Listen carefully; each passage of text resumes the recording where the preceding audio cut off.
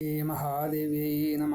ശ്രീമദ്ദേവി മഹാഭാഗവതം 19-ാം ഭാഗം.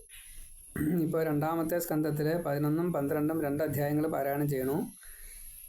ജനമേജയൻ്റെ രാജാഭിഷേകം, ഉപനയനം, വിദ്യാഭ്യാസം, വളർച്ച, ഉത്തങ്കൻ്റെ വരവ്, ഈ തക്ഷകനോടുള്ള വിരോധം, സർപ്പസത്രം ജയിക്കാനുള്ള പ്രേരണ, ഇങ്ങനെയുള്ള എല്ലാം വിസ്തരിച്ച് പറയുന്നതായിട്ടുള്ള 2 അധ്യായങ്ങൾ നമുക്ക് പാരായണം ചെയ്യാം.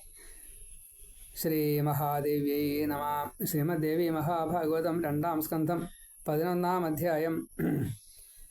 സൂതൻ, ഭൂപൻ മരിച്ചതായിട്ടും മകനെ കൊച്ചുകുഞ്ഞുമായി കണ്ട് ചെയ്താർ മന്ത്രിമാർ അന്ന് ഔർധ്വദൈഹികമൊക്കെയും ദഹിച്ചു ചാമ്പൽ പോലായ നൃപദേഹത്തെ മന്ത്രിമാർ ഗംഗാതീരത്തിൽ അകിലിൻ ചിത കൂട്ടിക്കരേറ്റിനാർ. ദുർമൃതൻ ഭൂമിപൻ അന്ന് പുരോഹിതർ നടത്തിനാർ വേദമന്ത്രങ്ങളാൽ സംസ്കാരാധികം വിധിയാം വിധം. പൊന്നും ഗോക്കളയും നാനാ വസ്ത്രങ്ങൾ വിവിധ അന്നവും യഥോചിതം നൽകി വിപ്രന്മാർക്ക് വേണ്ടതുപോലവേ.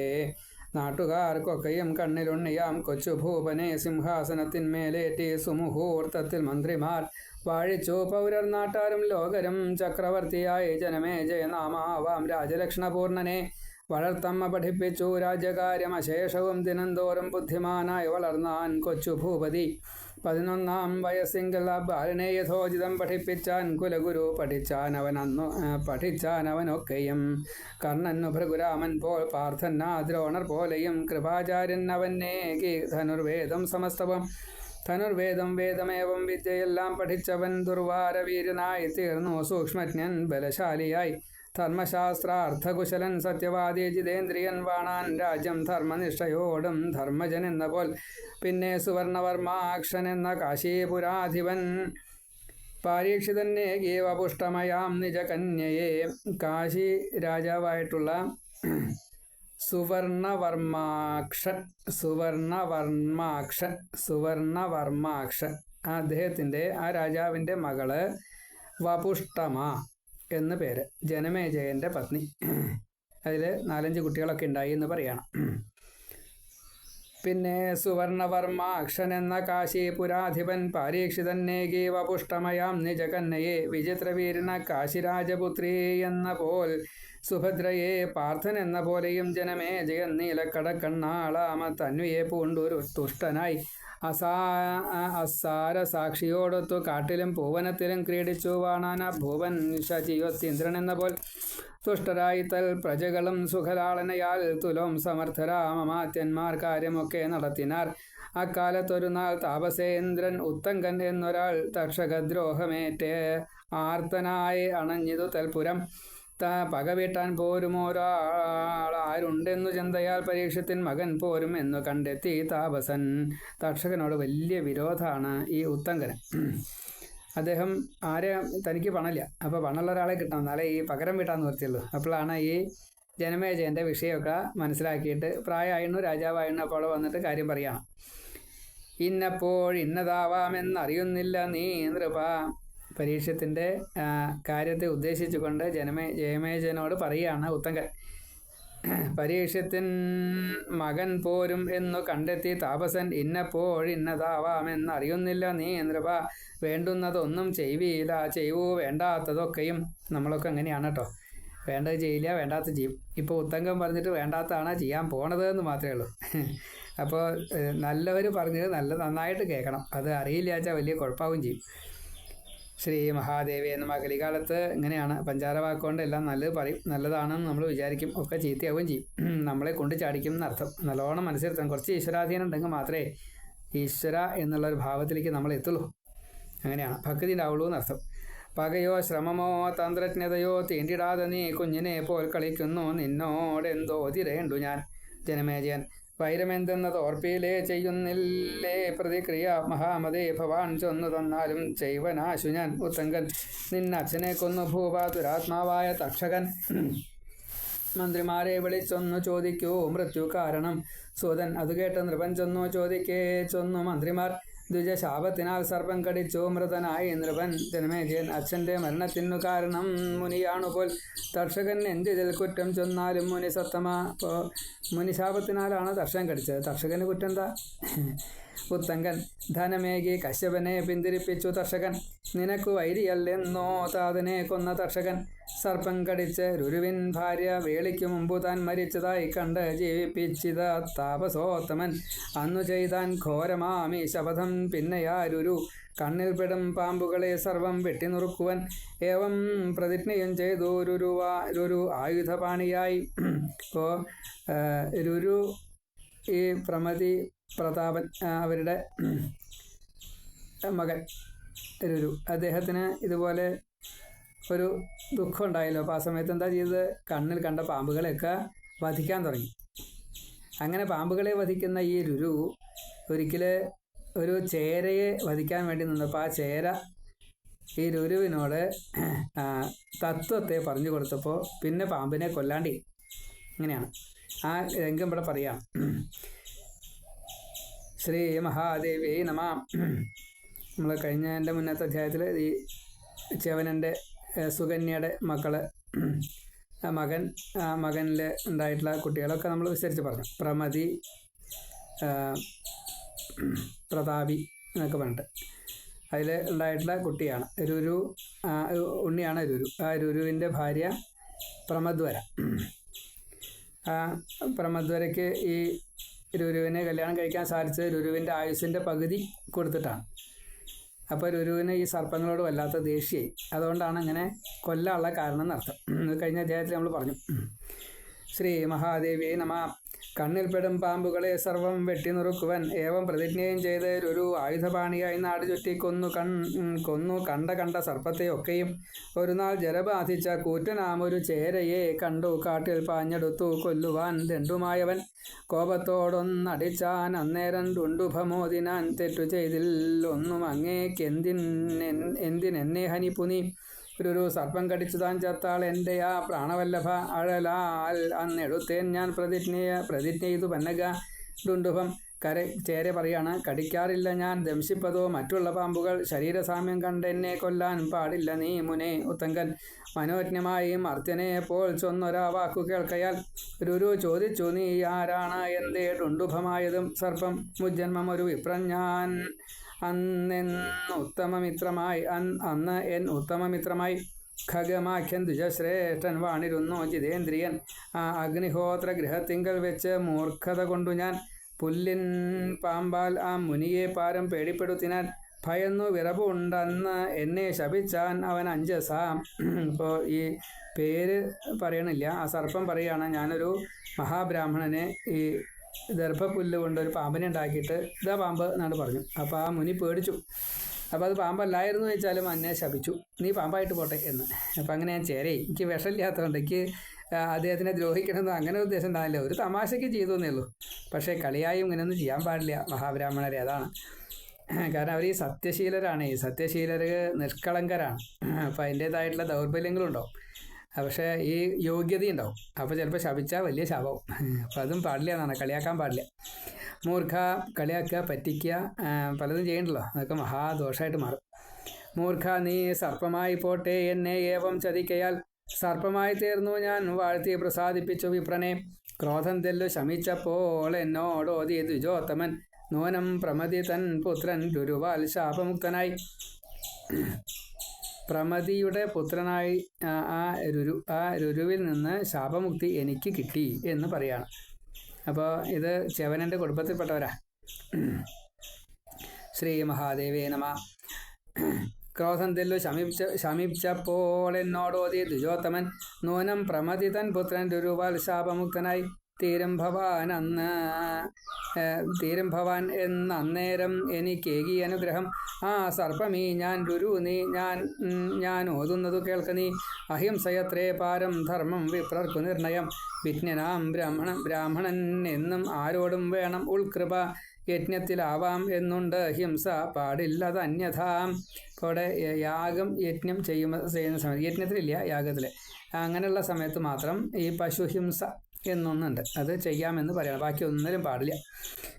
അതും മുക്കുതി കൊടുത്തിട്ട് വളരെ കഷ്ടപ്പാടാണ്. അങ്ങനെയൊന്നും ചെയ്യാൻ എളുപ്പമല്ല, സാധാരണക്കാർക്കൊന്നും പറ്റൂല. മുക്തി കൊടുക്കണം, മുക്തി കൊടുക്കാൻ അവനവനെ മുക്തി കൊടുക്കണം, മറ്റുള്ളവർക്ക് മുക്തി കൊടുക്കാനുള്ള കഴിവുണ്ടാവണം. അങ്ങനത്തെവർക്കൊക്കെ യാഗം ചെയ്യാനുള്ള അധികാരമുള്ളൂ. കലികാലത്തിൽ യാഗം പാടില്ല. കലികാലത്തിൽ യാഗം ചെയ്യാനുള്ള അർഹത ആർക്കും ഇല്ല. കാരണം ഈ മുക്തി കൊടുക്കാനുള്ള കഴിവില്ലാത്തതുകൊണ്ട് ഹിംസ പാടില്ലല്ലോ, അതാണ്. ഉത്തങ്കൻ മനുഷ്യദേഹം കൈക്കൊണ്ടു വിപ്രനായി മാറി ഡുണ്ടുഭം ശാപാന്തമേവം രുരുവും നൽകി കൈവിട്ടു ഹിംസയെ. അപ്പം അതിനുശേഷം ഈ രുരുവും ഒരു പാമ്പിനെ പിന്നെ കൊന്നിട്ടില്ല എന്നർത്ഥം, ഹിംസ ഉണ്ടായിട്ടില്ല. പിന്നെ തൻ കാന്തയെ ജീവിപ്പിച്ചു വേട്ടിതു താപസൻ വൈരനിര്യാതനാം ചെയ്യവൂ രുരുവ് ഇങ്ങനെ മന്നവ നീയോ നാഗങ്ങളിൽ തെല്ലും വൈരം കൂടാതെ നിൽക്കയാം പിതൃഘാതം ചെയ്ത കൂട്ടക്കാരോടിൽ ഒരു മന്യുവും. മഞ്ഞു എന്ന് പറഞ്ഞാൽ ദേഷ്യമൊന്നും ഇല്ലാണ്ട് നീ ഇങ്ങനെ ജനമേജയ ഒന്നും ചെയ്യാതെ പകരം വീട്ടാതിരിക്കുക എന്നൊക്കെ ചോദിക്കുകയാണ് ഉത്തങ്കൻ. പിതൃഘാതം ചെയ്ത കൂട്ടക്കാരോടിൽ ഒരു മന്യുവും സ്നാനദാനങ്ങളില്ലാതെ നിന്നച്ഛൻ ചത്തുമേൽവശം നാഗങ്ങളെ കൊന്നവനെ ഉദ്ധരിക്കാം. നാഗങ്ങളെ കൊന്ന് അവനെ ഉദ്ധരിക്കാൻ നൃപേന്ദ്ര നീ പിതൃവൈരിയെ ഓർക്കാത്തോൻ ചത്തവനു സമാനനാം. അപ്പം ഈ പാമ്പുകളെ കൊന്നു കഴിഞ്ഞാൽ അച്ഛന് മുക്തി കിട്ടുമോ? അതാണ് പറഞ്ഞു കൊടുത്തത്. അപ്പം പാമ്പുകളെയൊക്കെ കൊന്നിട്ട് അച്ഛന് മുക്തി കൊടുക്കൂ എന്ന് പറയാണ്. അത് പാകണ്ട, കാരണം ആ രക്തം കൊണ്ട് തർപ്പണം ചെയ്താൽ എന്നതാണ് എൻ്റെ കഥ. അപ്പം അത് തെറ്റാ. അപ്പോൾ പഞ്ചാര വാക്കാണത്, അത് പാകണ്ട. നാഗങ്ങളെ കൊല്ലുവോളം അച്ഛൻ ഉണ്ടായി വരാഗതി അമ്പായജ്ഞത്തിൻ്റെ പേരിൽ സർപ്പസത്രം നടത്തിനി പിതൃദ്രോഹം ചെയ്ത പക വീട്ടിയാലെന്നൃപോത്തമ. അപ്പോൾ അമ്പായജ്ഞം എന്ന പേരിൽ സർപ്പസത്രം നടത്തി സർപ്പങ്ങളെ മുഴുവൻ കൊല്ലൂ, ഇതാണ് പറഞ്ഞത്. അപ്പോൾ അത് യഥാർത്ഥത്തിലുള്ള ഭക്തിയും ഈ ഉപദേശവും ബ്രാഹ്മണരുടെ സേവനമൊക്കെ ഉണ്ടെച്ചാൽ ഇത് കേൾക്കില്ല, സർപ്പസത്രം ചെയ്യൂല. പക്ഷെ അത് ഉണ്ടായില്ല അവിടെ നിന്നാ. അപ്പോൾ ആ സമയത്ത് വിനാശകാല വിപരീത ബുദ്ധിയാണ്. പിന്നെ ശാപം ഇങ്ങനെ നിൽക്കണമുണ്ട്. സർപ്പങ്ങൾക്ക് ജനമേജയൻ്റെ ഈ ഹോമാഗ്നിയിൽ വീഴാനുള്ള ശാപം നിൽക്കുന്നുണ്ട്. അപ്പോൾ അത് ജനമേജയം ചെയ്തേ പറ്റൂ, അതാണ്. അപ്പം അതിന് ശേഷമേ പിന്നെ മുക്തി കിട്ടുള്ളൂ. സൂതൻ ഉത്തങ്കൻ്റെ വചസേവം കേട്ടോര ജനമേജയൻ ചൊരിഞ്ഞു കണ്ണുനീർ ധാരധാരയായി ദുഃഖശക്തിയാൽ സർപ്പം കടിച്ചു ചത്ത അച്ഛൻ ഗതി മുട്ടിയിരിക്കവേ ദുർബുദ്ധിയാം ഞാൻ വെറുതെ ഞെളിഞ്ഞിങ്ങു വസിക്കയാം. ഇന്നു താൻ യജ്ഞം ആരംഭിച്ച് ഇതിൻ്റെ പക വീട്ടുവൻ കത്തും വന്ഹിയിൽ ഞാൻ നൂനം ഹോമിപ്പൻ പന്നകങ്ങളെ വിളിച്ചു സജീവന്മാരെ ഒക്കെയും ചെന്നു ഭൂപതി വേണ്ട പോലെ യജ്ഞ സംഭാരം ചെയ്യുവൻ മന്ത്രിമുഖ്യരെ ദ്വിജരെ കൊണ്ടു ഗംഗാതീരത്തിൽ ഭൂമി അളന്നുടൻ 100 കാൽ മണ്ഡപം തത്ര തീർപ്പിക്കുക മനോജ്ഞമായി യജ്ഞവേദിയുടൻ നിങ്ങൾ എനിക്കായി തീർത്തു വയ്ക്കുവൻ. ഇപ്പം ഇത്രയും വലിയൊരു സംഭാരം തുടങ്ങാനുള്ള കാരണം അമ്പായജ്ഞത്തിൻ്റെ പേരിലാണ് ചെയ്യണത്. ഒന്ന്. രണ്ടാമത് തക്ഷകൻ അമൃത് കഴിച്ചയാളാണ്. അപ്പോൾ തക്ഷകനെ ഹോമിക്കുക എന്ന് പറഞ്ഞു കഴിഞ്ഞാൽ അത്ര എളുപ്പമല്ല. അപ്പോൾ കുറച്ച് വിസ്തരിച്ച് ചെയ്താൽ മാത്രമേ നടക്കൂ എന്ന് പറഞ്ഞുകൊണ്ടാണ് ഉത്തങ്കൻ അതിൻ്റെ ഏർപ്പാടും. ഉത്തങ്കൻ പിന്നെ പ്രധാനിയായിട്ടാണ് യാഗമൊക്കെ ചെയ്യണത്. വിസ്തരിച്ചതിൽ വെച്ചാശു സർപ്പസത്രം നടത്തുവൻ തക്ഷകൻ താൻ യജ്ഞപശു ഹോതാവ് ഉത്തങ്കനാം മുനി വേദപാരങ്കരാം വിപ്രന്മാരെ ശീഘ്രം വിളിക്കുവൻ. സൂതൻ കാര്യശേഷി 7 മന്ത്രിമാരെ ഭൂപാജ്ഞയാലുടൻ യജ്ഞസംഭാരങ്ങൾ കൂട്ടിത്തീർത്തു വേദി വിശാലമായി ഭയാർത്ഥനായി തക്ഷകന സർപ്പഹോമം നടക്കവേ കാത്താലും എന്നെ എന്നോതി പ്രാപിച്ചാൻ സുരനാഥനെ. അപ്പോൾ അവിടെ എല്ലാവരും കൂടിയിട്ട് ഹോമം ചെയ്യാണ്. ബ്രാഹ്മണരൊക്കെ അതിലുണ്ട്. അതൊക്കെ മഹാ കഷ്ടമായിപ്പോയി അന്നത്തെ ചെയ്തതേ. അപ്പോൾ തക്ഷകൻ കുറച്ച് പേടിച്ചു. തക്ഷകൻ മരിക്കേ, അവിടെ അമൃത് കഴിച്ചുകൊണ്ട് മരിക്കില്ല എന്ന് മാത്രമേ ഉള്ളൂ. അപ്പോൾ ബ്രഹ്മാവ്, ഇന്ദ്രൻ, അതേപോലെ ഈ ആസ്തികൻ വന്നിട്ട് നൃത്തം ചെയ്യും. അങ്ങനെയാണ്. കാത്താലും എന്നെ എന്നോതി പ്രാപിച്ചാൻ സുരനാഥനെ പേടിക്കാതെ തക്ഷക എന്ന് അഭയം നൽകിയ വാസവൻ എന്ന് പറഞ്ഞാൽ ഇന്ദ്രൻ അഭയം കൊടുത്തു. അർത്ഥാസനം അവന്നേകി ആശ്വസിപ്പിച്ചു തൽക്ഷണം ഇന്ദ്രൻ കൊടുത്താൻ അഭയം തക്ഷകൻ എന്നറിഞ്ഞുടൻ ആവാഹിച്ചാൻ ഇന്ദ്രനേയൻ മന്ത്രത്താൽ മുനി രുഷ്ടനായി. അപ്പോൾ ഈ മഹർഷിമാർക്ക് അങ്ങനെ ഒരു പ്രത്യേകത ഉണ്ട്. അവരിങ്ങോട്ട് ആവാഹിച്ചു കഴിഞ്ഞാൽ ഈ ഹോമിക്കുന്ന നെയ്യ് അവിടെ വീഴുമ്പോഴേക്കും ഈ ഇന്ദ്രനും വീഴും തക്ഷകനും വീഴും. അപ്പോഴാണ് തടുക്കാൻ വന്നത്. ശ്രീ മഹാദേവി നമ. യായാവരകുലോൽപ്പന്നൻ ആസ്തികാഖ്യൻ മുനീന്ദ്രനെ ജലക്കാര് സുതൻ തന്നെ സ്മരിച്ചാൻ തക്ഷകൻ തഥാ ആസ്തികൻ തത്ര പോയി വാഴ്ത്തിയ ജനമേ ജയ ഭൂപനെ. തക്ഷകൻ്റെ സഹോദരിയാണ് ജലക്കാരു. ആ ജലക്കാരുവിൻ്റെ ഭർത്താവാണ് ജലക്കാരു. രണ്ടുപേരും പേരൊന്നാണ്. അതിലുണ്ടായിട്ടുള്ള ഉണ്ണിയാണ് ബ്രഹ്മാവിൻ്റെ ആജ്ഞപ്രകാരമാണ് ആ കല്യാണം നടന്നത്. അപ്പോൾ അതിലുണ്ടായുള്ള ഉണ്ണിയാണ് ആസ്തികൻ. ആ ആസ്തികനെ അന്ന് ബ്രഹ്മാവ് അനുഗ്രഹിച്ചിട്ടുണ്ട്. ഈ ഉണ്ണി ജനമേജയൻ്റെ യാഗം ഒടുക്കം നിർത്തും എന്ന്. മഹാഭക്തനാണ്, ചെറിയ ഭക്തനൊന്നല്ല കേട്ടോ. കൃഷ്ണൻ്റെ സ്വന്തമാണ്. അങ്ങനെയാണ്. രണ്ടുപേരും അതെ, ജരക്കാരും അതെ, ജരക്കാരും അതെ, കൃഷ്ണഭക്തന്മാരാ. ഇദ്ദേഹവും കൃഷ്ണഭക്തനാ. അപ്പോൾ കൃഷ്ണൻ്റെ ഒരു ആജ്ഞ നടക്കുന്ന പോലെയാണ്. കൃഷ്ണൻ പറഞ്ഞത് എന്തൊക്കെയാണ് ചെയ്യുക, നടപ്പാക്കുക, അതേപോലെ ഇദ്ദേഹം പറഞ്ഞാൽ മതി, നടപ്പാകും. ജരക്കാരുസുതൻ തന്നെ സ്മരിച്ചാൻ തക്ഷകൻ തഥാ ആസ്തികൻ തത്ര പോയി വാഴ്ത്തി ജനമേ ജയ ഭൂപനെ പണ്ഡിതോത്തമനാ വിപ്രം തന്നെ പൂജിച്ചു ഭൂപനും വാഞ്ചിതം മുനിയോടെന്ത് എന്നന്വേഷിച്ചാൻ അനന്തരം നിർത്തനം സർപ്പസത്രത്തെ വേഗം എന്നാൻ മുനീശ്വരൻ. വീണ്ടും പ്രാർത്ഥിക്കയാൽ സത്യബദ്ധനാം ജനമേ ജയൻ നിർത്തൽ ചെയ്താൻ സർപ്പഹോമം മുനിബാലന്റെ വാക്കിനാൽ വിസ്തരിച്ചന്നോദി വൈശമ്പായനൻ ഭാരതം കഥ. അത് കേട്ട് നൃപേന്ദ്രൻ ലഭിച്ചില്ല മനസുഖം. വ്യാസനോടാശു ചോദിച്ചാൻ ശാന്തി കിട്ടുവതെങ്ങനെ, മനസ്സു ചുട്ടുനീറുന്നു ചെയ്വതെന്തുര ചെയ്യുക നീ. മരിച്ചത് ഈ ദുർഭകന്റെ പിതാവാം ഉത്തരാസുതൻ. ക്ഷത്രിയർക്കു മഹാഭാഗ പോരിലല്ലേ വരം മൃതി. എൻ പിതാവ് മരിച്ചില്ല പോരിലോ വിധിപൂർവകം വീട്ടിൽ വെച്ചോ ചത്തിതവൻ മേൽവശം ഗതി എന്നിയേ. ശാന്തി കിട്ടാൻ ഉപായത്തെ ചൊൽക സത്യവതി സുധാ. ഗതി കിട്ടാത്തോരെൻ അച്ഛൻ സ്വർഗം പ്രാപിച്ചിടും വിധം. സർപ്പസത്ര നിവാരണം എന്ന 11-ാം അധ്യായം സമാപ്തം. സർവത്ര ശ്രീമദ് ദേവി നാമ സങ്കീർത്തനം. ശ്രീ മഹാദേവി നമ. ഇപ്പോൾ അവിടെ മരിക്കേണ്ട വിധത്തിൽ ക്ഷത്രിയൻ മരിച്ചില്ല, അതുകൊണ്ട് മുക്തി കിട്ടിയില്ല. പിന്നെ ഈ സർപ്പശാപണ്ടേനി, സർപ്പദംശനം എന്ന്. അപ്പോൾ അതുകൊണ്ട് വൈശമ്പായനൻ്റെ വക മഹാഭാരതം കേട്ടു, പക്ഷേ മുക്തി കിട്ടിയില്ല. വ്യാസൻ അവിടെ ഉണ്ട്. വ്യാസനോട് ചോദിച്ചിന് എന്താ വേണ്ടത്, മുത്തശ്ശ പറഞ്ഞൊരു. അപ്പോൾ മുത്തശ്ശൻ പറഞ്ഞു കൊടുത്തതാണ് ദേവി ഭാഗവതം. ഇനി ആ കഥയെക്കുറിച്ച് പറയണം 12-ാമത്തെ അധ്യായത്തിൽ. ദേവി ഭാഗവത പ്രകാരം 20 അധ്യായം ആദ്യത്തെ സ്കന്ധത്തിൽ, 2-ാമത്തെ സ്കന്ധത്തിൽ 12 അധ്യായം. ഇപ്പോൾ 32-ാമത്തെ അധ്യായമാണ് നമ്മൾ പാരായണം ചെയ്യുന്നത്. 19-ാമത്തെ ഭാഗമായിട്ട് നമ്മൾ യൂട്യൂബിൽ ഇടുന്നു. ശ്രീ മഹാദേവിയെ നമ. 12-ാം അധ്യായം. സൂതൻ നൃപന്റെ ഈ വാക്കു കേൾക്കെ വ്യാസൻ സത്യവതി സുതൻ സഭാതലത്തിൽ വെച്ചേവം അരുൾ ചെയ്തു മുനീശ്വരൻ. വ്യാസൻ നാനാഖ്യാനങ്ങൾ ഉൾക്കൊള്ളും ദേവി ഭാഗവതം ശുഭം മഹാഗുഹ്യം പുരാണം ഞാനോതുവൻ കേൾക്ക ഭൂപതേ. പഠിപ്പിച്ചേനി പുരാണം പണ്ടൻ പുത്രൻ ശുഗന്നു ഞാൻ. രഹസ്യമപുരാണം ഞാൻ അങ്ങയോടും കഥിച്ചിടാം. നിത്യം ശുഭം സർവവേദ പൊരുളാം ഇതു കേൾക്കുകിൽ. ധർമാർത്ഥ കാമ മോക്ഷങ്ങൾക്കൊക്കെയും ഹേതുവായിടും. ഇവിടെ ദേവി ഭാഗവതം എന്ന് വായിച്ചു നമ്മൾ. അപ്പോൾ ആ സമയത്ത് പക്ഷികളുടെ, അണ്ണാർക്കണ്ണൻ്റെ, കാക്കകളുടെ, മറ്റ് ചില പ്രാണികളുടെ ഒക്കെ ശബ്ദം വളരെ ഉച്ചത്തിൽ നമ്മൾ കേട്ടു. പ്രാണികൾക്ക് പോലും ഈ ഭാഗവതം കേട്ട് കഴിഞ്ഞാൽ മുക്തിയാണ്. അവരുടെ സന്തോഷമാണ് അവർ ഈ ശബ്ദത്തെ കൊണ്ട് ഉച്ചരിക്കുന്നത്. അപ്പോൾ ഈ ഭാഗവതം വായനയൊക്കെ നിർത്തി ഞാൻ പുറത്തേക്ക് ഇറങ്ങിക്കഴിഞ്ഞാൽ പിന്നെ ഈ ശബ്ദങ്ങളൊന്നും ഉണ്ടാവാറില്ല. ഇത് രാവിലത്തെ നേരം കുറച്ച് നേരം അവർ എന്തായാലും ഇതുപോലെയൊക്കെയുള്ള വായനാ സമയത്ത് എന്തായാലും അവർ വരികയും ചെയ്യും, അടുത്തിരുന്ന് ശബ്ദം ഉണ്ടാക്കുകയും ചെയ്യും. പലതരത്തിലുള്ള ശബ്ദങ്ങൾ ഉണ്ടാക്കും. നിങ്ങളൊക്കെ കേട്ടിട്ടുണ്ടാവും, ഞാൻ പറയണമെന്ന് മാത്രമേ ഉള്ളൂ. ശ്രീ മഹാദേവി നമ. അപ്പോൾ ദേവി ഭാഗവതം കേട്ടോളും മുക്തി കിട്ടും എന്ന് പറഞ്ഞു. വ്യാസൻ നാനാഖ്യാനങ്ങൾ ഉൾക്കൊള്ളും ദേവി ഭാഗവതം ശുഭം മഹാഗുഹ്യം പുരാണം ഞാനോതുവൻ കേൾക്ക ഭൂപതേ. പഠിപ്പിച്ചേനി പുരാണം പണ്ടൻ പുത്രൻ ശുഗന്നു ഞാൻ. രഹസ്യമ പുരാണം ഞാൻ അങ്ങയോടും കഥിച്ചിടാം. നിത്യം ശുഭം സർവവേദ പൊരുളാം ഇതു കേൾക്കുകിൽ. ധർമാർത്ഥമ കാമമോക്ഷങ്ങൾക്കൊക്കെയും ഹേതുവായിടും. ജനമേജയൻ ആസ്തികനാർത്തൻ മകനാണ് എന്തേ വിഘ്നം വരുത്തുവാൻ. അവന് സർപ്പ സംരക്ഷ കൊണ്ടെന്തേ നേട്ടവും മുനേ. വിസ്തരിച്ച ചരിത്രത്തെ കഥിച്ചാലും മഹാമതേ. അവിധം വിസ്തരിച്ചിങ്ങു ചൊല്ലണം നീ പുരാണവും. വ്യാസൻ അവിവാഹിതനായി വാണജരക്കാരു മുനീശ്വരൻ കണ്ടാനൊരിക്കൽ കുഴിയിൽ തൂങ്ങി നിൽക്കും പിതാക്കളെ. അപ്പോൾ ജരക്കാരു മുനി ഇവിടെ ഒരു കഥ ഇവിടെ പറയുകയാണ്. അവരുടെ അച്ഛനമ്മമാർ തൂങ്ങി ഇങ്ങനെ നിൽക്കുകയാണ്. അപ്പോൾ അവരോട് മകനോട് വേലി കഴിക്കാൻ വേണ്ടി പറഞ്ഞു. അപ്പോൾ മകൻ പറഞ്ഞു എനിക്ക് വേലിയൊന്നും കഴിക്കാൻ പറ്റില്ല എന്ന്. അപ്പോൾ ഞങ്ങൾക്ക് മുക്തി വേണ്ടേ എന്നായി. ശരി, എന്നാൽ കുഴപ്പങ്ങളൊന്നും ഉണ്ടാക്കാത്ത ഒരു പത്നിയെ എനിക്ക് കിട്ടിയിച്ചാൽ അപ്പം ഞാൻ വേലി കഴിക്കാം. ശരി, അതൊക്കെ സംഭവിക്കും എന്ന് പറഞ്ഞിട്ടാണ് ഈ തക്ഷകൻ്റെ സഹോദരി ജരക്കാരുവിനെ വേലി കഴിക്കുന്നത്. ആ രംഗത്തെ ഒന്ന് പറയുകയാണ് ഇവിടെ. അവിവാഹിതനായി വാണ ജരക്കാരുമുനീശ്വരൻ കണ്ടാനൊരിക്കൽ കുഴിയിൽ തൂങ്ങി നിൽക്കും പിതാക്കളെ. പിതാക്കൾ ചൊന്നാൻ മകനെ വിവാഹം ചെയ്താലും ആചാരവിശുദ്ധനായി നീ എന്നാകിലേ ദുഃഖമൊഴിഞ്ഞു നാഗം ഗമിച്ചിടൂ. തൃപ്തിയോടൊത്തു ഞങ്ങൾ.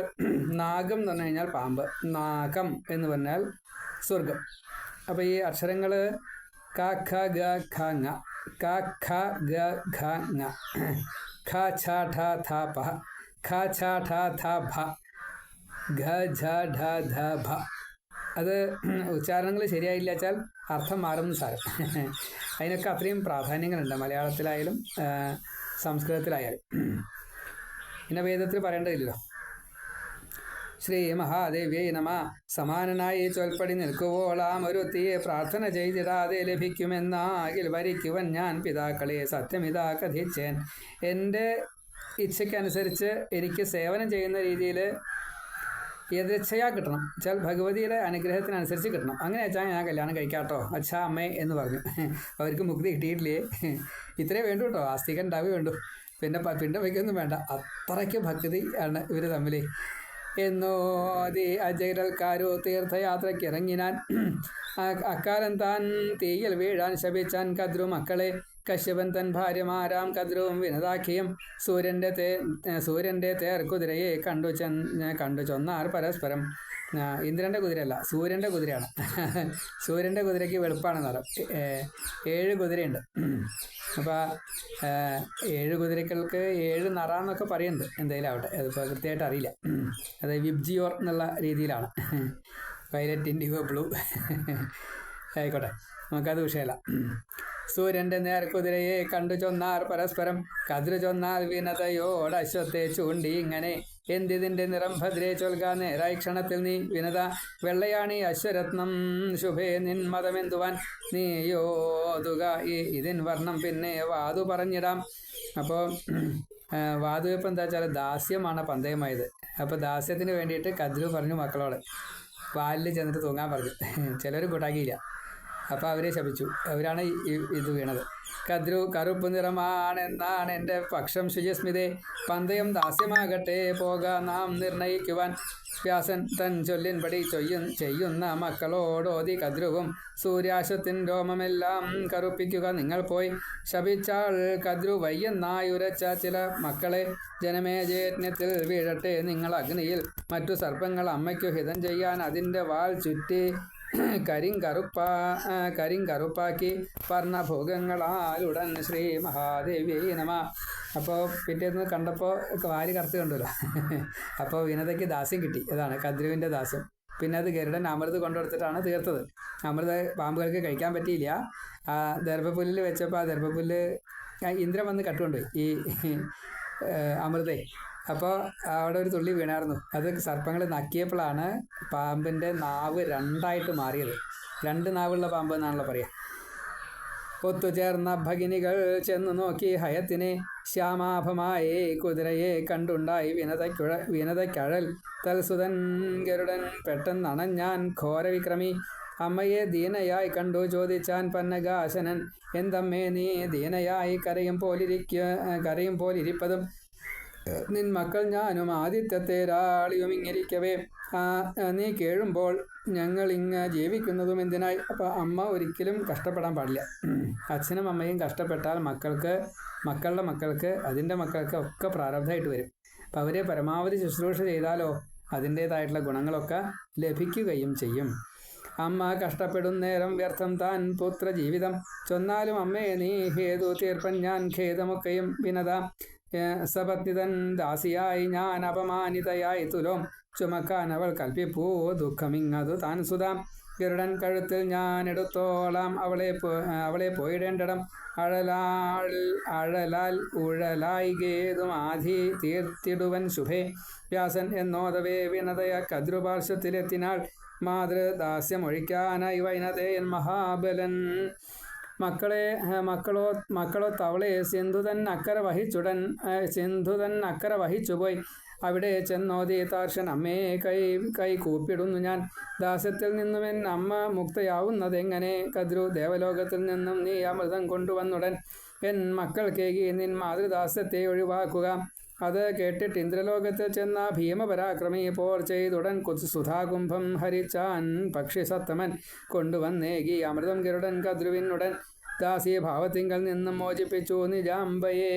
ഇപ്പോൾ ഈ അമൃത് ഇന്ദ്രനെ തോൽപ്പിച്ച് കൊണ്ടുവരുന്ന വഴിക്കാണ് വൃന്ദാവനത്തിലെ കടമ്പ് മരത്തിൽ, കാളിന്തി തീരത്തിലുള്ളൊരു വൃന്ദാവനത്തിലെ ഒരു കടമ്പ് മരമുണ്ട്. ആ കടമ്പ് മരത്തിൻ്റെ മുകളിൽ ഈ ഈ ഗരുഡൻ അമൃതകുംഭം ഒന്ന് വെച്ചു. അതിലൊരു തുള്ളി അവിടെ കടമ്പ് മരത്തിൽ വീണു. ഇന്നും അത് ഉണങ്ങാണ്ട് നിൽക്കണമെന്നാണ്. അനവധി കാലം നിൽക്കത്തില്ല ആ മരം.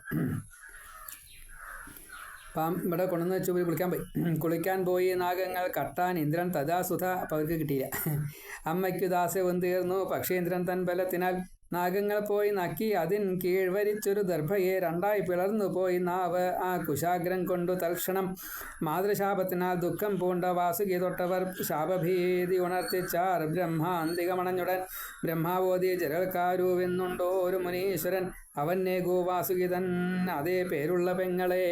ആ സമയത്ത് ബ്രഹ്മാവ് ജരൽക്കാരു എന്നുള്ള ആ മറ്റേ മുനിക്ക് തക്ഷകനോട് പറഞ്ഞു, തക്ഷക നിൻ്റെ സഹോദരിയെ ജലക്കാരുവിന് കൊടുത്തോളും, ആ കാര്യങ്ങളൊക്കെ സുഖമായിട്ട് നടക്കും, അതിലൊരു ഉണ്ണി ഉണ്ടാവും. അപ്പോൾ ഈ സർപ്പസത്രം ഒക്കെ നടക്കുമ്പോൾ അവിടെ വരും, നിർത്തും എന്നെല്ലാം പറഞ്ഞു. അവൾക്കുണ്ടാം മകൻ രക്ഷിച്ചിടും നിങ്ങളെ ഒക്കെയും അവൻ ആസ്തികൻ എന്നുള്ള പേരാൽ വിശ്രുതനായി വരും. അപ്പോൾ ഈ ഉപായമാണ് എന്ന് സാരം. ഈ യാഗം നിർത്താൻ വേണ്ടിയിട്ട് ബ്രഹ്മാവിനാൽ പറയപ്പെട്ടതാ.